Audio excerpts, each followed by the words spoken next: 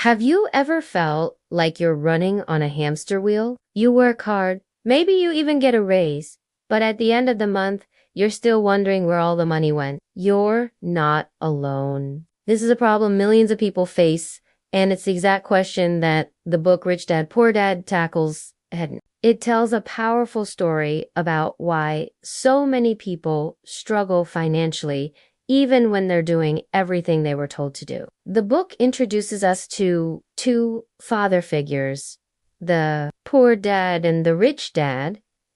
The poor dad is the author's biological father. He's a highly educated man, a top student who followed the traditional path, get a good education, find a secure job, and work hard. He believes in climbing the corporate ladder and earning a high salary. But despite his hard work and stable income, he's constantly stressed about bills and financial security. He represents the conventional wisdom that most of us grew up with.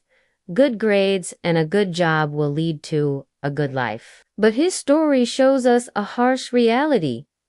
A high salary doesn't automatically make you rich. Money comes in, but it goes out just as fast to pay for taxes, mortgages, car loans, and daily expenses. This leaves many people just like the poor dad, trapped in what the book calls the rat race.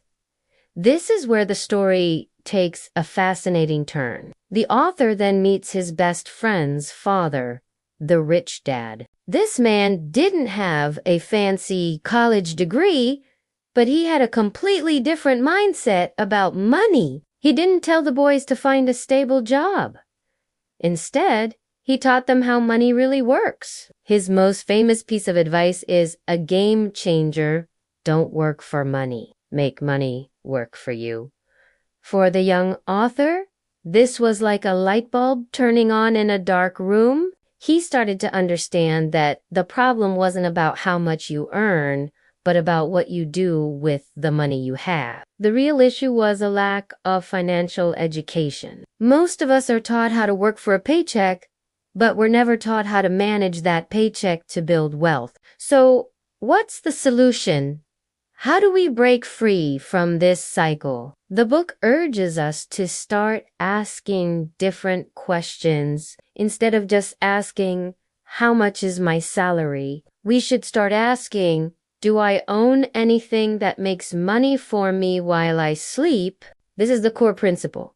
We need to start acquiring financial knowledge and take action. It's about shifting our focus from earning more to owning more. This could mean learning about saving, investing in stocks, understanding real estate, or even starting a small side business. The key is to start, no matter how small. Even a tiny step forward is better than standing still. We can't let fear or a lack of knowledge paralyze us. The journey to financial freedom begins with that first decision to learn and to act. The practical solution offered in Rich Dad, Poor Dad is simple in concept, but powerful in practice. Focus on building your asset column.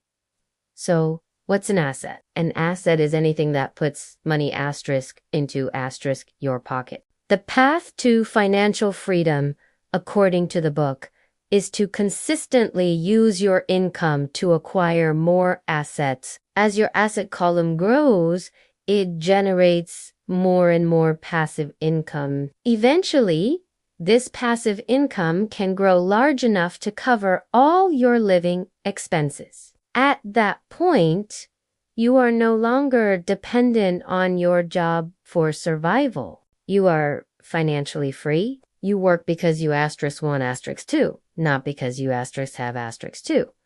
This isn't a get-rich-quick scheme. It's a long-term strategy that requires discipline, patience, and a willingness to learn. By applying this simple yet profound idea in our own lives, we can stop running just to keep up and start building a future where our money works for us, leading us step by step toward true financial independence. Reading Rich Dad Poor Dad can fundamentally change the way you look at your finances. It challenges the deep-seated beliefs we have about work and wealth.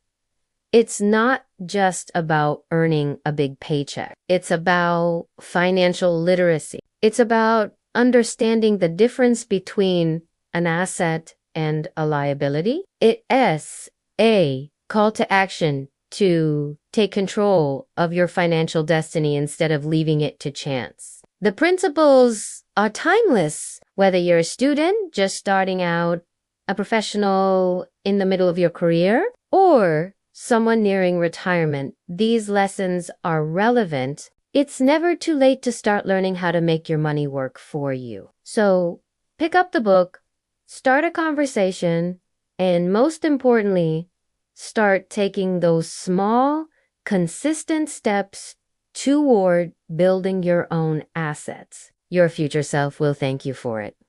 Thank you so much for watching. If this video sparked an idea or motivated you to think differently about money, please give it a thumbs up and consider subscribing for more content that can help you on your financial journey. See you in the next one.